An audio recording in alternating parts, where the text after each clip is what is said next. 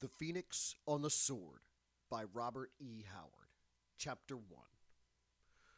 Know, O Prince, that between the years when the oceans drank Atlantis and the gleaming cities, and the years of the rise of the sons of Arias, there was an age undreamed of, when shining kingdoms lay spread across the world like blue mantles beneath the stars.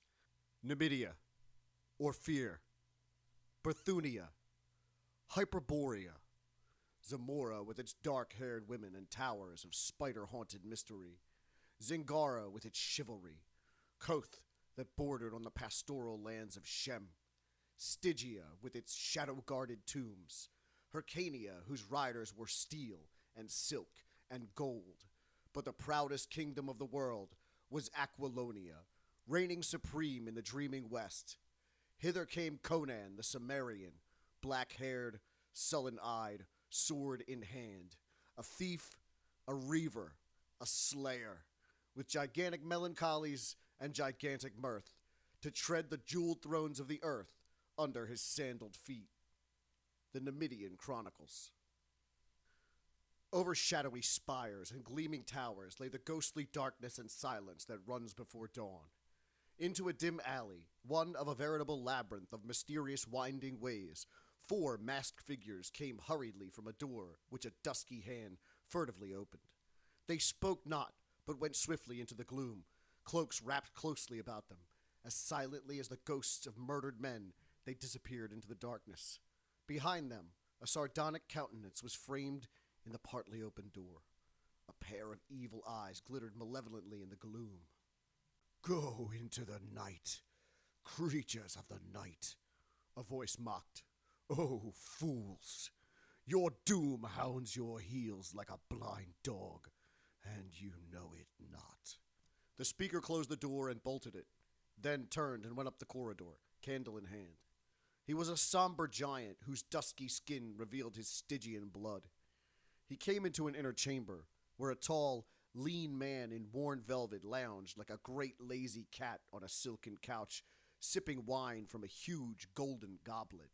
"Well, Escalante," said the Stygian, setting down the candle, "your dupes have slunk into the streets like rats from their burrows. You work with strange tools." "Tools?" replied Escalante.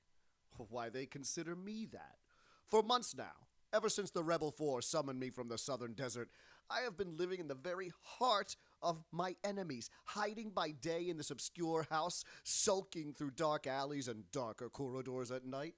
And I have accomplished what those rebellious nobles could not, working through them and through other agents, many of whom have never seen my face. I have honeycombed the empire with sedition and unrest. In short, I, working in the shadows, have paved the downfall of a king who sits throned in the sun. By Mitra, I was a statesman before I was an outlaw."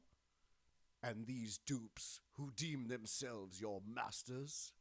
"They will continue to think I serve them until our present task is completed. Who are they to match wits with Escalante? Volmana, the dwarfish count of Caraban? Gromel, the giant commander of the Black Legion? Dion, the fat baron of Atlas? Ronaldo, the harebrained minstrel? I am the force which has wielded together the steel in each, and by the clay in each I will crush them when the time comes. But that lies in the future. Tonight the king dies." "Days ago I saw the imperial squadrons ride from the city," said the Stygian. "They rode to the frontier which the heathen Picts assail, thanks to the strong liquor which I've smuggled over the border to madden them. Dion's great wealth made that possible, and Volmana made it possible to dispose of the rest of the imperial troops which remained in the city. Through his princely kin in Numidia, it was easy to persuade King Numa to request the presence of Count Trocero of Poitain, Seneschal of Aquilonia. And of course, to do him honor, he'll be accompanied by an imperial escort, as well as his own troops, and Prospero, King Conan's right-hand man. That leaves only the king's personal bodyguard in the city, besides the Black Legion. Through Grommel, I've corrupted a spendthrift officer of that guard, and bribed him to lead his men away from the king's door at midnight. Then, with 16 desperate rogues of mine, we enter the palace by a secret tunnel, After the deed is done, even if the people do not rise to welcome us, Grommel's Black Legion will be sufficient to hold the city and the crown. And Dion thinks the crown will be given to him? Yes, that fat fool claims it by reason of a trace of royal blood. Conan makes a bad mistake in letting men live who still boast descent from the old dynasty from which he tore the crown of Aquilonia. Volmano wishes to be reinstated in royal favor as he was under the old regime, so that he may lift his poverty-ridden estates to their former grandeur. Grommel hates Palantides, commander of the Black Dragons, and desires the command of the whole army with all the stubbornness of the Bossonian. Alone of us all, Rolando has no personal ambition. He sees in Conan a red-handed, rough-footed barbarian who came out of the north to plunder a civilized land. He idolizes the king whom Conan killed to get the crown, remembering only that he occasionally patronized the arts and forgetting the evils of his reign. And he is making the people forget. Already they openly sing the Lament for the King, in which Ronaldo lauds the sainted villain and denounces Conan as that black-hearted savage from the abyss. Conan laughs, but the people snarl. Why does he hate Conan? Poets always hate those in power. To them, perfection is always just behind the last corner or beyond the next. They escape the present in dreams of the past and future. Ronaldo is a flaming torch of idealism, rising, as he thinks, to overthrow a tyrant and liberate the people. As for me, well, a few months ago, I had lost all ambition but to raid the caravans for the rest of my life. Now, old dreams stir. Conan will die. Dion will mount the throne, then he too will die. One by one, all who oppose me will die by fire or steel or those deadly wines you know so well how to brew. Escalante, king of Aquilonia. How do you like the sound of it? The Stygian shrugged his broad shoulders. There was a time, he said with unconcealed bitterness, when I too had my ambitions, besides which yours seem tawdry and childish.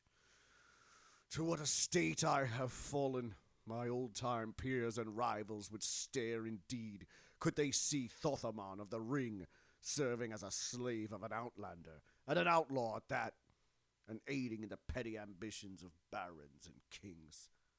You laid your trust in magic and mummery, answered Escalante carelessly. I trust my wits and my sword. Wits and swords are as straws against the wisdom of the darkness, growled the Stygian, his dark eyes flickering with menacing lights and shadows. Had I not lost the ring, our positions might be reversed. Nevertheless, answered the outlaw impatiently, you wear the stripes of my whip on your back, and are likely to continue to wear them. Be not so sure. The fiendish hatred of the Stygian glittered for an instant redly in his eyes. Someday, somehow, I will find the ring again, and when I do, by the serpent fangs of Set, you shall pay! The hot-tempered Aquilonian started up and struck him heavily across the mouth. Thoth reeled back, blood starting from his lips. You grow overbold, dog, growled the outlaw. Have a care! I am still your master who knows your dark secret. Go upon the housetops and shout that Escalante is in the city plotting against the king, if you dare. I dare not, muttered the Stygian, wiping the blood from his lips. No, you do not dare, Escalante grinned bleakly.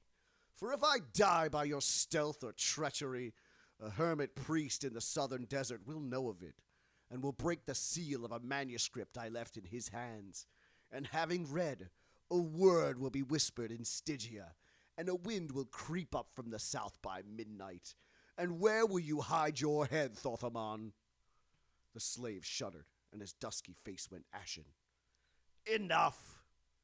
Escalante changed his tone peremptorily. I have work for you. I do not trust Dion.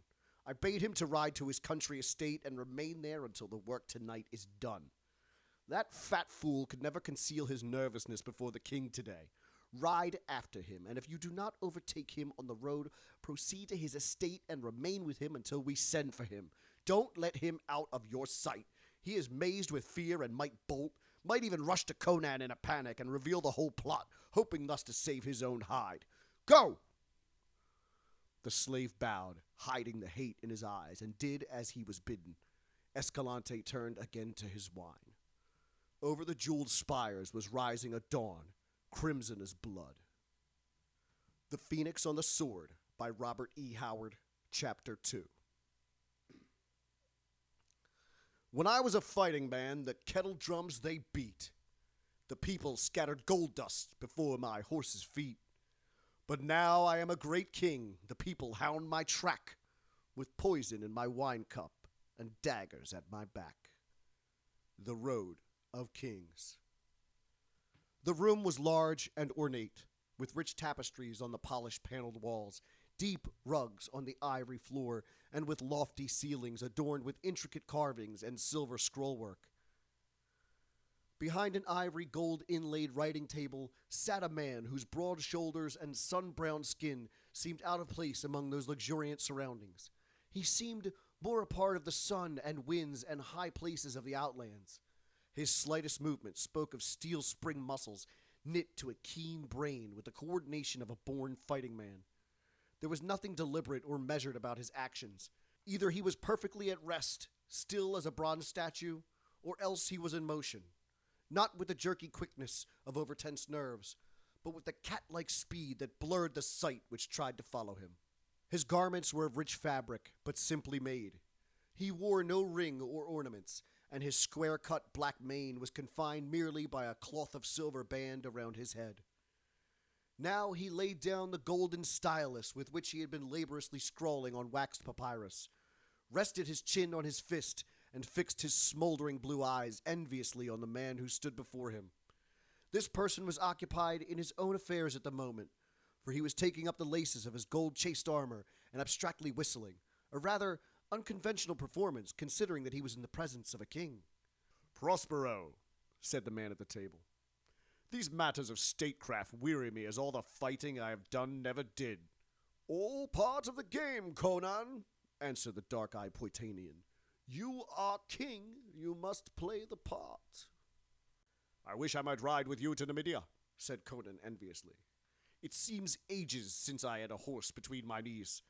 But Publius says the affairs of the city require my presence. Curse him! When I overthrew the old dynasty," he continued, speaking with an easy familiarity which existed only between the Poitanian and himself, "it was easy enough, though it seemed bitter hard at the time.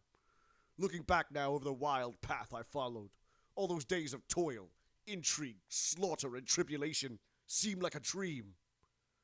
I did not dream far enough, Prospero.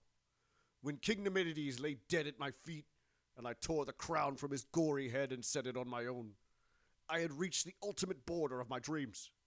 I had prepared myself to take the crown, not to hold it. In the old free days, all I wanted was a sharp sword and a straight path to my enemies. Now no paths are straight, and my sword is useless. When I overthrew Numidides, then I was the liberator. Now they spit at my shadow. They have put a statue of that swine in the temple of Mitra, and the people go and wail before it, hailing it as a holy effigy of a saintly monarch who was done to death by a red-handed barbarian. When I led her armies to victory as a mercenary, Aquilonia overlooked the fact that I was a foreigner, but now she could not forgive me. Now, in Mitra's temple, they come to burn incense to Numidides' memory, men who his hangman maimed and blinded, men whose sons died in his dungeons, whose wives and daughters were dragged into his serraglio. Those fickle fools. Ronaldo is largely responsible, answered Prospero, drawing up his sword belt another notch. He sings songs that make men mad. Hang him in his jester's garb to the highest tower in the city. Let him make rhymes for the vultures. Conan shook his lion head. No, Prospero. He's beyond my reach. A great poet is greater than any king. His songs are mightier than my scepter, for he has near ripped the heart from my breast when he chose to sing for me. I shall die and be forgotten, but Ronaldo's songs will live forever. No, Prospero, the king continued, a somber look of doubt shadowing his eyes. There is something hidden, some undercurrent of which we are not aware. I sense it as in my youth I sensed the tiger hidden in the tall grass. There is a nameless unrest throughout the kingdom. I am like a hunter who crouches by his small fire amid the forest and hears stealthy feet padding in the darkness and almost sees the glimmer of burning eyes. If I could but come to grips with something tangible, I could cleave it with my sword. I tell you, it's not by chance that the Picts has of late so fiercely assailed the frontier, so that the Bosonians have called for aid to beat them back. I should have ridden with the troops. Publius feared a plot to trap you and slay you beyond the frontier, replied Prospero, smoothing his silken surcoat over his shining mail and admiring his tall, lithe figure in a silver mirror. That's why he urged you to remain in the city. These doubts are born of your barbarian instincts. Let the people snarl. The mercenaries are ours, and the Black Dragons, and every rogue in Poitin swears by you. Your only danger is assassination, and that's impossible with the men of the Imperial troops guarding you day and night. What are you working at there? A map, Conan answered with pride. The maps of the court show well the countries of the south, east, and west, but in the north they are vague and faulty. I am adding the northern lands myself. Here is Cimmeria, where I was born, and Asgard, and Vanelheim. Prospero scanned the map. By Mitra, I had almost believed those countries to have been fabulous. Conan grinned savagely, involuntarily touching the scars on his dark face. You'd have known otherwise had you spent your youth on the northern frontiers of Cimmeria. Asgard lies to the north, and Vanelheim to the northwest of Cimmeria, and there is continual war along the borders. And what manner of men are these northern folk? Asked Prospero. Tall and fair and blue-eyed. Their god is Ymir, the frost giant, and each tribe has its own king. They are wayward and fierce. They fight all day and drink ale and roar their wild songs all night. Then I think you are like them, laughed Prospero. You laugh greatly, drink deep, and bellow good songs, though I never saw another Cimmerian who drank aught but water, or who ever laughed, or who ever sang save to chant dismal dirges. Perhaps it's the land they live in, answered the king. A gloomier land never was, all hills, darkly wooded, under skies nearly always grey, with winds moaning drearily down the valleys.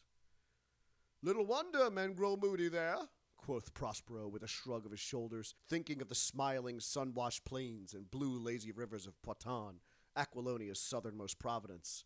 They have no hope in the here or the hereafter, answered Conan.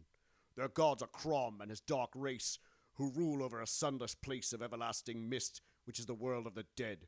Mitra, the ways of the Aesir were more to my liking. Well, grinned Prospero, the dark hills of Cimmeria are far behind you, and now I go. I'll quaff a goblet of white Nemedian wine for you at Numia's court. Good, grunted the king, but kiss Numia's dancing girls for yourself only, lest you involve the states. His gusty laughter followed Prospero out of the chamber. The Phoenix on the Sword by Robert E. Howard. Chapter 3. The sun was setting, etching the green and hazy blue of the forest in brief gold. The waning beams glinted on the thick golden chain, which Dion of Attalus twisted continually in his pudgy hand as he sat in the flaming riot of blossoms and flower trees which was his garden. He shifted his fat body on his marble seat and glanced furtively about, as if in quest of a lurking enemy. He sat within a circular grove of slender trees, whose interlapping branches cast a thick shade over him. Near at hand, a fountain tinkled silverly, and other unseen fountains in various parts of the garden whispered an everlasting symphony. Dion was alone except for the great dusky figure which lounged on a marble bench close at hand, watching the Baron with deep, somber eyes. Dion gave little thought to Thothamon. He vaguely knew that he was a slave in whom Escalante reposed much trust, but like so many rich men, Dion paid scant heed to men below his own station in life. You need not be so nervous, said Thoth. The plots cannot fail. Escalante can make mistakes as well as another, snapped Dion, sweating at the mere thought of failure. Not he, grinned the Stygian savagely. Else I had not been his slave, but his master. What talk is this? Peevirishly returned Dion, with only half a mind on the conversation. Thothamon's eyes narrowed. For all his iron self-control, he was near bursting with long pent-up shame, hate, and rage, ready to take any sort of desperate chance. What he did not reckon on was the fact that Dion saw him not as a human being with a brain and a wit, but simply a slave, and as such, a creature beneath notice. "Listen to me," said Thoth. "You will be king, but you know little the mind of Escalante. You cannot trust him. Once Conan is slain, I can help you. If you will protect me when you come to power, I will aid you. Listen, my lord. I was a great sorcerer in the south. Men spoke of Thothamon as they spoke of Ramon. King Tesphone of Stygia gave me great honor, casting down the magicians from the high places to exalt me above them. They hated me, but they feared me, for I controlled beings from outside which came at my call and did my bidding. By Set, mine enemy knew not the hour when he might awake at midnight to feel the taloned fingers of a nameless horror at his throat. I did dark and terrible magic with the serpent ring of Set, which I found in a nighted tomb a league beneath the earth, forgotten before the first man crawled out of the slimy sea. But a thief stole the ring, and my power was broken. The magicians rose up to slay me, and I fled. Disguised as a camel driver, I was traveling in a caravan in the land of Koth when Escalante's reavers fell upon us. All in the caravan were slain except myself. I saved my life by revealing my identity to Escalante and swearing to serve him. Bitter has been that bondage. To hold me fast, he wrote of me in a manuscript and sealed it and gave it into the hands of a hermit who dwells on the southern border of Koth. I dare not strike a dagger into him while he sleeps or betray him to his enemies, for then the hermit would open the manuscript and read. Thus Escalante instructed him, and he would speak a word in Stygia. Again Thoth shuddered, and an ashen hue tinged his dusky skin. Men knew me not in Aquilonia, he said, but should my enemies in Stygia learn my whereabouts, not the width of half a world between us would suffice to save me from such a doom as would blast the soul of a bronze statue. Only a king with castles and host of swordsmen could protect me. So I have told you my secret, and I urge that you make a pact with me. I can aid you with my wisdom, and you can protect me. And someday, I will find the ring. Ring? Ring? Thoth had underestimated the man's utter egotism. Dion had not even been listening to the slave's words, so completely engrossed was he in his own thoughts. But the final word stirred a ripple in his self-centeredness. Ring! He repeated. This makes me remember my ring of good fortune. I had it from a Shemetish thief who swore he stole it from a wizard far to the south, and that it would bring me luck. I paid him enough, Mitra knows. By the gods, I need all the luck I can have. What with Volmanda and Escalante dragging me into their bloody plots, I'll see to the ring. Thoth sprang up, blood mounting darkly to his face, while his eyes flamed with the stunning fury of a man who suddenly realized the full depths of a fool's swinish stupidity. Dion never heeded him. Lifting a secret lid in the marble seat, he fumbled for a moment among a heap of gewgaws of various kinds. Barbaric charms, bits of bone, pieces of tawdry jewelry, luck pieces and conjures, which the man's superstitious nature had prompted him to collect. Ah, here it is. He triumphantly lifted a ring of curious make. It was of a metal like copper, and was made in the form of a scaled serpent, coiled in 3 loops, with its tail in its mouth. Its eyes were yellow gems which glittered balefully. Thothamon cried out as if he had been struck, and Dion wheeled and gaped, his face suddenly bloodless. The slave's eyes were blazing, his mouth wide, his huge, dusky hands outstretched like talons. The ring! By Set, the ring! He shrieked. My ring! Stolen from me! Steel glittered in the Stygian's hand, and with a heave of his great dusky shoulders, he drove the dagger into the Baron's fat body. Dion's high, thin squeal broke in a strangled gurgle, and his whole flabby frame collapsed like melted butter. A fool to the end, he died in mad terror, not knowing why. Flinging aside the crumpled corpse, Already forgetting it, Thoth grasped the ring in both hands. His dark eyes blazed with a fearful avidness. "My ring," he whispered in terrible exultation. "My power." How long he crouched over the baleful thing, motionless as a statue, drinking the evil aura of it into his dark soul, not even the Stygian knew. When he shook himself from his reverie and drew back his mind from the nighted abysses where it had been questing, the moon was rising, casting long shadows across the smooth marble back of the garden seat, at the foot of which sprawled the darker shadow which had been the Lord of Atlas. "No more, Escalante! No more!" whispered the Stygian, and his eyes burned red as a vampire's in the gloom. Stooping, he cupped a handful of congealing blood from the sluggish pool in which his victim sprawled, and rubbed it in the copper serpent's eyes until the yellow sparks were covered by a crimson mask. "Blind your eyes, mystic serpent," he chanted in a blood-frenzied whisper. "Blind your eyes to the moonlight, and open them on darker gulfs. What do you see, O serpent of Set? Whom do you call from the gulfs of the night? Whose shadow falls on the waning light? Call him to me, O serpent of Set."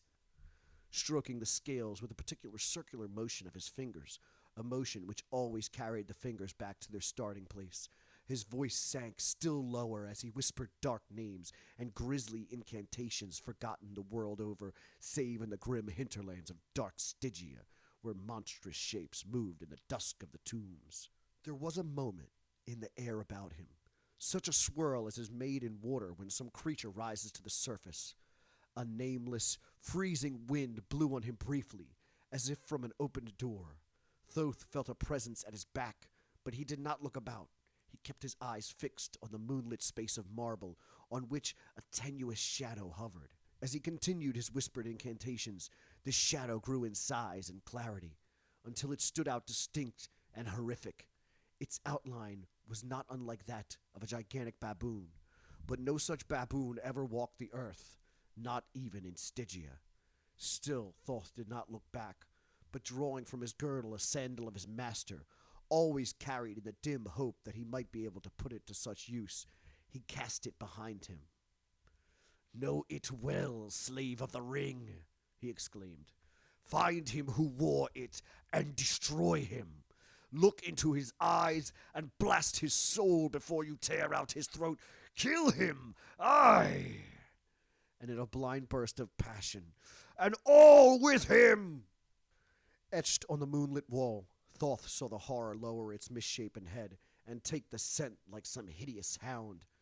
Then the grisly head was thrown back, and the thing wheeled and was gone like a wind through the trees. The Stygian flung up his arms in maddened exultation, and his teeth and eyes gleamed in the moonlight. A soldier on guard without the walls yelled in startled horror as a great loping black shadow with flaming eyes cleared the wall and swept by him with a swirling rush of wind. But it was gone so swiftly that the bewildered warrior was left wondering whether it had been a dream or a hallucination. The Phoenix on the Sword by Robert E. Howard, Chapter 4.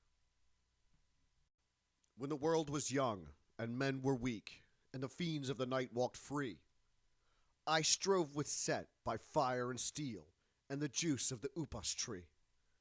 Now that I sleep in the mount's black heart, and the ages take their toll, forget ye him who fought with the snake to save the human soul.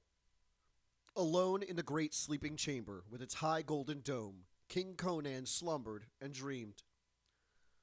Through the swirling gray mists he heard a curious call, faint and far, and though he did not understand it, it seemed not within his power to ignore it. Sword in hand he went through the gray mist, as a man might walk through clouds, and the voice grew more distinct as he proceeded, until he understood the word it spoke. It was his own name that was being called across the gulfs of space or time. Now the mist grew lighter, and he saw that he was in a great dark corridor that seemed to be cut in solid black stone. It was unlighted, but by some magic he could see plainly. The floor, ceiling, and walls were highly polished and gleamed dull, and they were carved with the figures of ancient heroes and half-forgotten gods. He shuddered to see the vast, shadowy outlines of the nameless Old Ones, and he knew somehow that mortal feet had not traversed the corridor for centuries. He came upon a wide stair carved in the solid rock, and the sides of the shaft were adorned with esoteric symbols so ancient and horrific that King Conan's skin crawled. The steps were carven each with the abhorrent figure of the old serpent set, so that each step he planted his heel on the head of the snake, as it was intended from old times, but he was none the less at ease for all that. But the voice called him on, and at last, in the darkness that would have been impenetrable to his material eyes, he came into a strange crypt, and saw a vague, white-bearded figure sitting on a tomb. Conan's hair rose up, and he grasped his sword, but the figure spoke in sepulchral tones. "Old man, do you know me?" "Not I, by Crom," swore the king. "Man," said the ancient. "I am Epimetheus."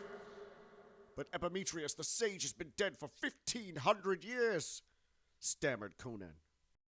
"Hearken," spoke the other commandingly.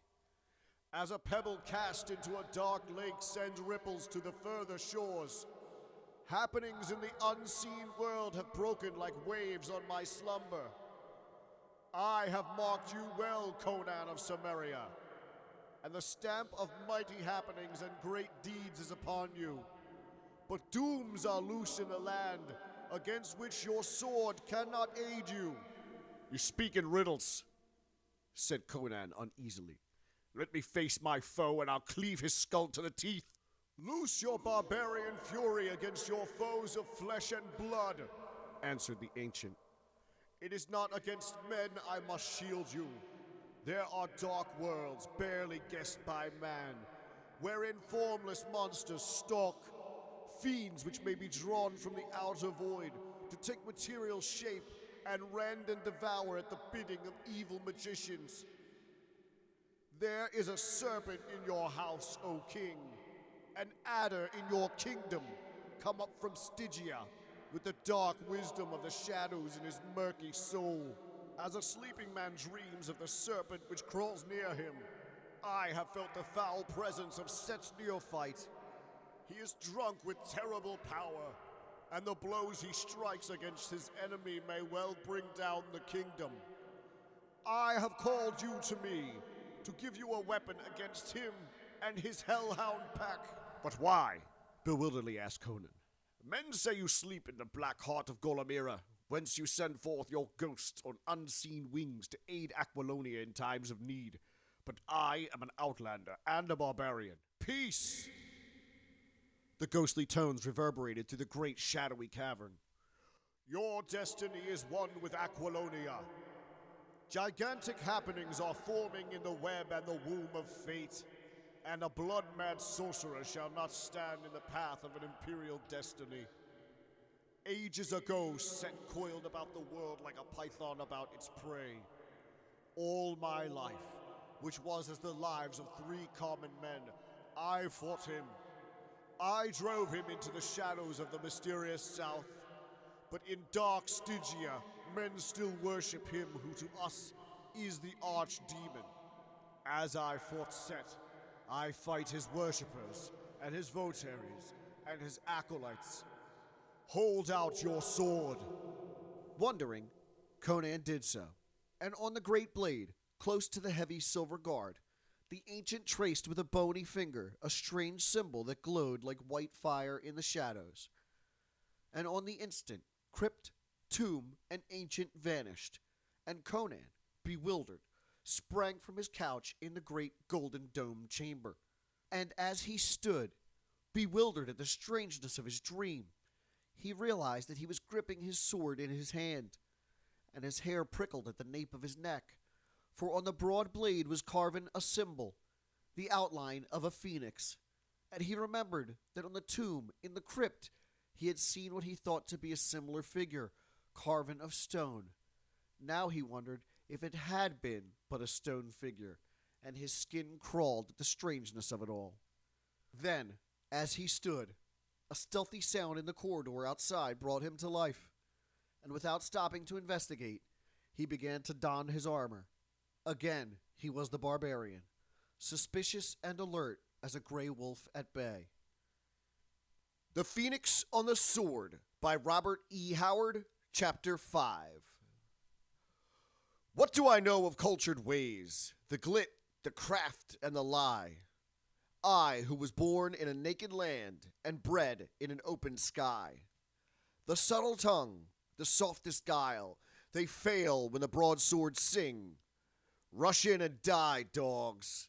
I was a man before I was a king. Through the silence which shrouded the corridor of the royal palace stole 20 furtive figures. Their stealthy feet, bare or cased in soft leather, made no sound either on thick carpet or bare marble tile. The torches, which stood in niches along the halls, gleamed red on dagger, sword, and keen-edged axe. "Easy all," hissed Escalante. "Stop that cursed loud breathing, whoever it is. The officer of the night guard has removed most of the sentries from these halls and made the rest drunk. But we must be careful just the same. Back! Here comes the guard!" They crowded behind a cluster of carven pillars, and almost immediately 10 giants in black armor swung by at a measured pace. Their faces showed doubt as they glanced at the officer who was leading them away from their post of duty. This officer was rather pale, and as the guards passed the hiding place of the conspirators, he was seen to wipe sweat from his brow with a shaky hand. He was young, and this betrayal of a king did not come easy to him. He mentally cursed the vain-glorious extravagances which had put him in debt to the moneylenders and made him a pawn of scheming politicians. "Good," grinned Escalante. "Conan sleeps unguarded. Haste! If they catch us killing him, we're undone, but few men will espouse the cause of a dead king." "Aye, haste!" cried Ronaldo, his blue eyes matching the gleam of the sword he swung above his head. "My blade is thirsty. I hear the gathering of the vultures. On!" They hurried down the corridor with reckless speed and stopped before a gilded door which bore the royal dragon symbol of Aquilonia. "Grummel!" snapped Escalante. "Break me this door open." The giant drew a deep breath and launched his mighty frame against the panels, which groaned and bent at the impact. Again, he crouched and plunged. With a snapping of bolts and a rending crash of wood, the door splintered and burst inward. "In!" roared Escalante, on fire with the spirit of the deed. "In!" yelled Ronaldo. "Death to the tyrant!" They stopped short. Conan faced them. Not a naked man roused, mazed, and unarmed out of a deep sleep to be butchered like a sheep, but a barbarian, wide awake and at bay, partly armored and with his long sword in his hand. For an instant the tableau held, the 4 rebel noblemen in the broken door and the horde of wild, hairy faces crowding behind them, all held momentarily frozen by the sight of the blazing-eyed giant standing, sword in hand, in the middle of the candlelit chamber. In that instant, Escalante beheld on a small table near the royal couch the silver scepter and the slender gold circlet which was the crown of Aquilonia, and the sight maddened him with desire. "In, rogues!" yelled the outlaw. "He is 1 to 20, and he has no helmet." True. There had been lack of time to don the heavy plumed casque, or to lace in place the side plates of the cuirass, nor was there now time to snatch the great shield from the wall. Still, Conan was better protected than any of his foes, except Volmana and Grommel, who were in full armor. The king glared, puzzled as to their identity. Escalante he did not know. He could not see through the closed visors of the armored conspirators, and Ronaldo had pulled his slouch cap down above his eyes. But there was no time for surmise. With a yell that rang to the roofs, the king glared, puzzled as to their identity. Escalante he did not know. He could not see through the closed visors of the armored conspirators, and Ronaldo had pulled his slouch cap down above his eyes. But there was no time for surmise. With a yell that rang to the roof, the killers flooded into the room. Grommel first. He came like a charging bull, head down, sword low for the disemboweling thrust. Conan sprang to meet him, and all his tigerish strength went into the arm that swung the sword. In a whistling arc, the great blade flashed through the air and crashed on the Bosonian's helmet. Blade and casque shivered together, and Grommel rolled lifeless on the floor. Conan bounded back, still gripping the broken hilt. "Grommel!" he spat, his eyes blazing in amazement. as the shattered helmet disclosed the shattered head, and the rest of the pack were upon him. A dagger point raked along his ribs between breastplate and backplate. A sword edge flashed before his eyes. He flung aside the dagger wielder with his left arm and smashed his broken hilt like a cestus into the swordsman's temple. The man's brains splattered in his face. "Watch the door, 5 of you!" screamed Escalante, dancing about the edge of the singing steel whirlpool, for he feared Conan might smash through their midst and escape. The rogues drew back momentarily as their leader seized several and thrust them towards the single door. And in that brief respite, Conan leaped to the wall and tore therefrom an ancient battle axe, which, untouched by time, had hung there for half a century. With his back to the wall, he faced the closing ring for a flashing instant, then leaped into the thick of them. He was no defensive fighter. Even in the teeth of overwhelming odds, he always carried the war to the enemy. Any other man would have already died there, and Conan himself did not hope to survive, but he did ferociously wish to inflict as much damage as he could before he fell. His barbaric soul was ablaze, and the chants of old heroes were singing in his ears. As he sprang from the wall, his axe dropped an outlaw with a severed shoulder, and the terrible backhand return crushed the skull of another. Swords whined venomously about him, but death passed him by breathless margins. The Cimmerian moved in, a blur of blinding speed. He was like a tiger among baboons as he leapt, sidestepped, and spun, offering an ever-moving target, while his axe wove a shining wheel of death about him. For a brief space, the assassins crowded him fiercely, raining blows blindly and hampered by their own numbers. Then they gave back suddenly. 2 corpses on the floor gave mute evidence of the king's fury, though Conan himself was bleeding from wounds on arms, neck, and legs.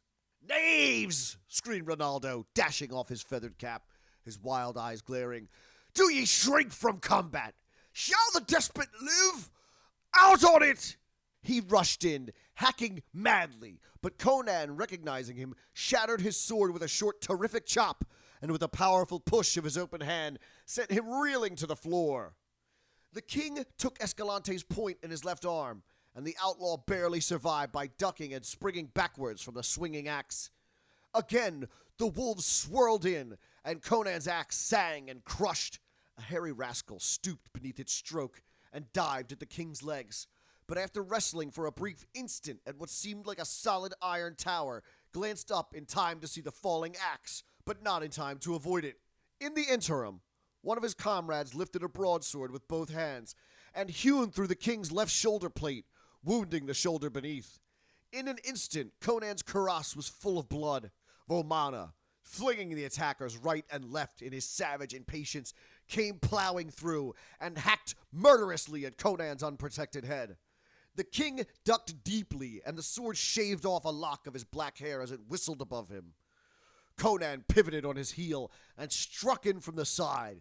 The axe crunched through the steel cuirass, and Vomana crumpled with his whole left side caved in. "Volmana!" gasped Conan breathlessly. "I'll know that dwarf in hell!" He straightened to meet the madding rush of Ronaldo, who charged in wild and wide open, armed only with a dagger. Conan leapt back, lifting his axe. "Ronaldo!" His voice was strident with desperate urgency. "Back! I would not slay you!" "Die, tyrant!" screamed the mad minstrel, hurling himself headlong on the king. Conan delayed the blow he was loath to deliver until it was too late. Only when he felt a bite of steel in his unprotected side did he strike in a frenzy of blind desperation. Ronaldo dropped with his skull shattered, and Conan reeled back against the wall, blood spurting from between the fingers which gripped his wound. "In now and slay him!" yelled Escalante. Conan put his back against the wall and lifted his axe. He stood like an image of the unconquerable primordial, legs braced far apart, head thrust forward, one hand clutching the wall for support, the other gripping the axe on high, with great corded muscles standing out in iron ridges, and his figures frozen in a death snarl of fury, his eyes blazing terribly through the mist of blood which veiled them. The men faltered, wild, criminal, and dissolute though they were. Yet they came of a breed of men called civilized, with a civilized background. Here was the barbarian, the natural killer. They shrank back. The dying tiger could still deal death. Conan sensed their uncertainty and grinned mirthlessly and ferociously. Who dies first? He mumbled through smashed and bloody lips. Escalante leaped like a wolf, halting almost in midair with incredible quickness, and fell prostrate to avoid the death which hissed towards him. He frantically whirled his feet out of the way and rolled clear as Conan recovered from his missed blow and struck again. This time the axe sank inches deep into the polished floor, close to Escalante's revolving legs. Another misguided desperado chose this instant to charge, followed half-heartedly by his fellows. He intended killing Conan before the Cimmerian could wrench his axe from the floor, but his judgment was faulty. The red axe lurched up and crashed down, and a crimson caricature of a man catapulted back against the legs of the attackers. At that instant, a fearful scream burst from the rogues of the door as a black misshapen shadow fell across the wall. But Escalante wheeled at the cry, and then, howling like a dog, they burst blindly through the door in a raving, blaspheming mob and scattered through the corridors in screaming flight. Escalante did not look towards the door. He had eyes only for the wounded king. He supposed that the noise of the fray had at last roused the palace, and that the loyal guards were upon him, though even in that moment it seemed strange that his hardened rogues should scream so terribly in their flight. Conan did not look towards the door, because he was watching the outlaw with the burning eyes of a dying wolf. In this extremity, Escalante's cynical philosophy did not desert him. All seems to be lost, particularly honor, he murmured. However, the king is dying on his feet, and... Whatever other cognition might have passed through his mind is not to be known, for, leaving the sentence uncompleted, he ran lightly at Conan just as the Cimmerian was perforce employing his axe arm to wipe the blood from his blinded eyes. But even as he began his charge, there was a strange rushing in the air, and a heavy weight struck terrifically between his shoulders. He was dashed headlong, and great talons sank agonizingly in his flesh. Writhing desperately beneath his attackers, he twisted his head about and stared into the face of nightmare and lunacy. Upon him crouched a great black thing, which he knew was born in no sane or human world. Its slavering black fangs were near his throat, and the glare of its yellow eyes shriveled his limbs as a killing wind shrivels young corn.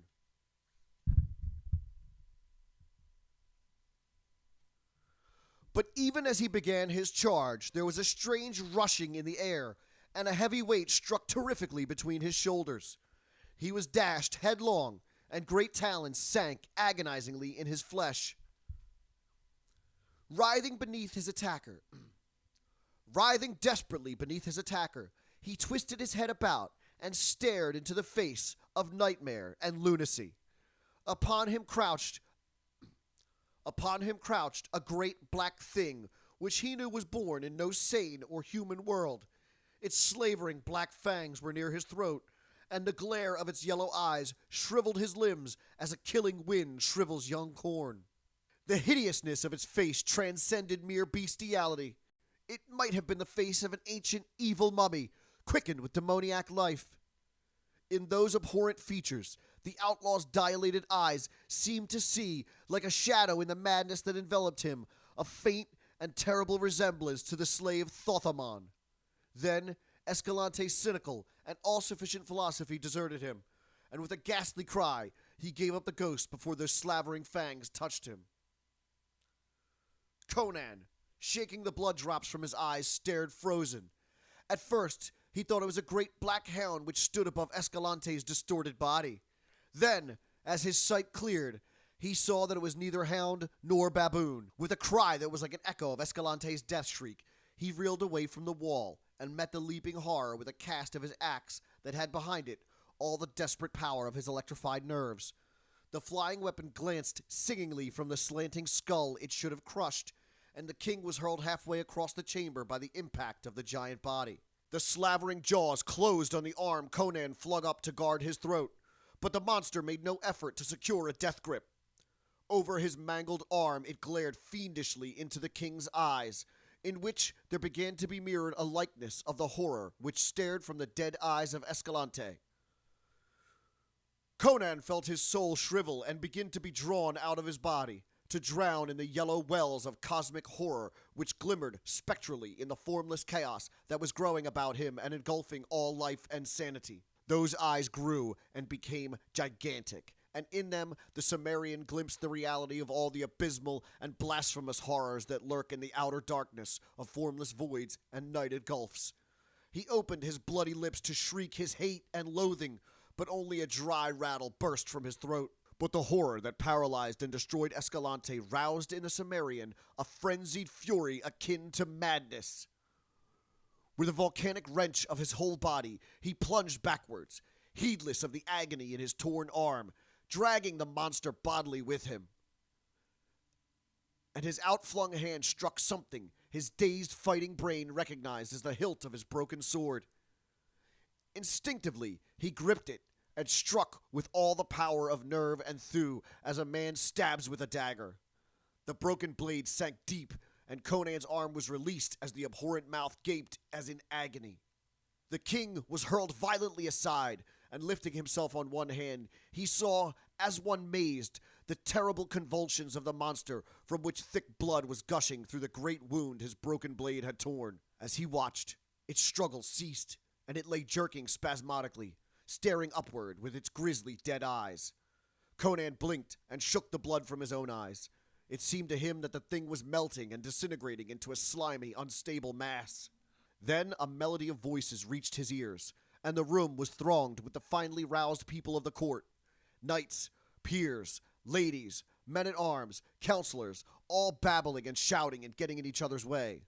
The black dragons were on hand, wild with rage, swearing and ruffling, with their hands on their hilts and foreign oaths in their teeth.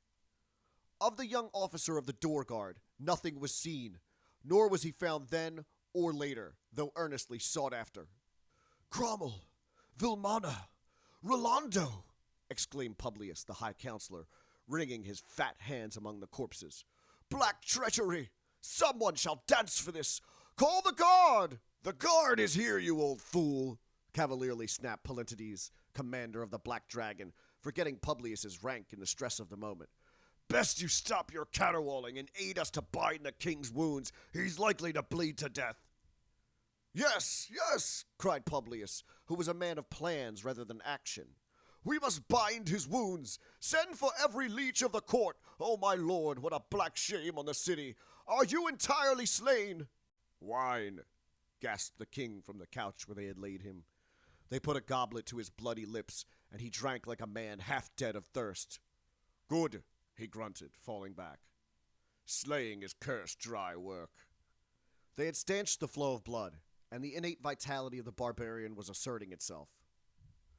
"See first to the dagger wound in my side," he bade the court physicians. "Ronaldo wrote me a deathly song there, and keen was the stylus. We should have hanged him long ago," gibbered Publius. "No good can come from poets. Who is this?" He nervously touched Escalante's body with his sandaled toe. "By Mitra!" ejaculated the commander. "It is Escalante, once Count of Thun. What devil's work brought him up from his desert haunts?" "But why does he stare so?" whispered Publius, drawing away, his own eyes wide and a particular prickling among the short hairs at the back of his fat neck. The others fell silent as they gazed at the dead outlaw. "Had you seen what he and I saw?" growled the king, sitting up despite the protest of the leeches. "You'd had not wondered.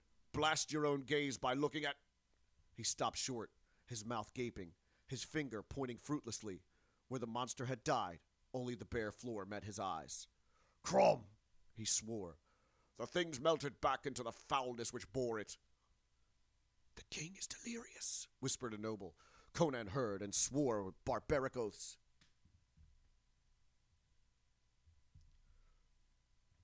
Had you seen what he and I saw?" growled the king.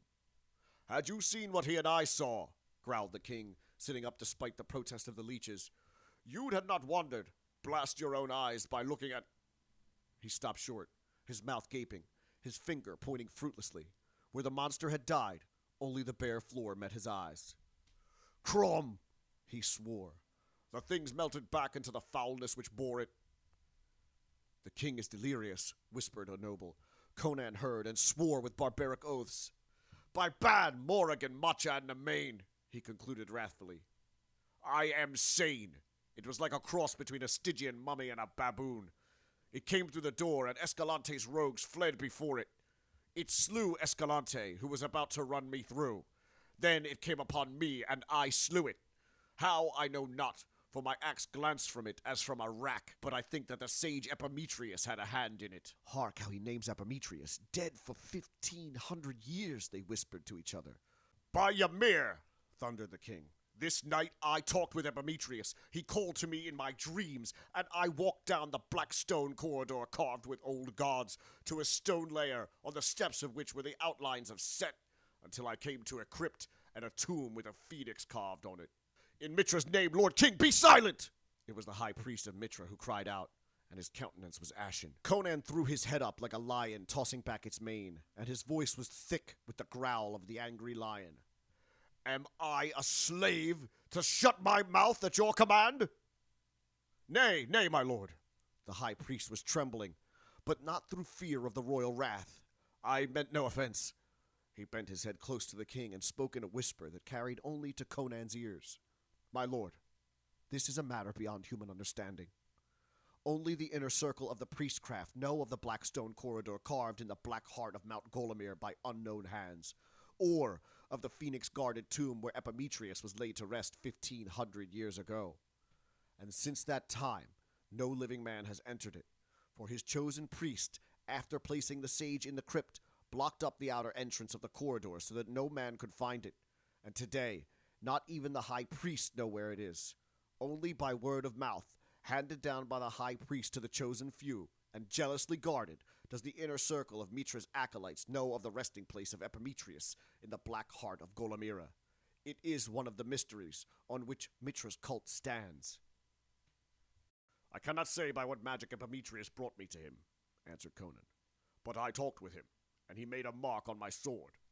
Why that mark made it deadly to demons, or what magic lay behind the mark, I know not. But though the blade broke on Grommel's helmet, yet the fragment was long enough to kill the horror. Let me see your sword, whispered the high priest from a throat gone suddenly dry. Conan held out the broken weapon, and the high priest cried out and fell to his knees. Mitra, guard us against the powers of darkness, he gasped. The king has indeed talked with Epimetheus this night.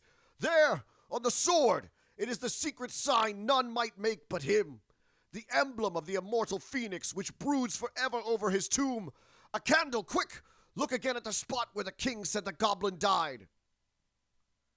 It lay in the shade of a broken screen. They threw the screen aside and bathed the floor in a flood of candlelight, and a shuddering silence fell over the people as they looked. Then some fell on their knees calling on Mitra, and some fled screaming from the chamber. There, on the floor, where the monster had died, there lay, like a tangible shadow, a broad, dark stain that could not be washed out. The thing had left its outline clearly etched in its blood, and that outline was of no being of a sane and normal world. Grim and horrific, it brooded there, like the shadow cast by one of the apish gods that squat on the shadowy altars of the dim temples in the dark land of Stygia.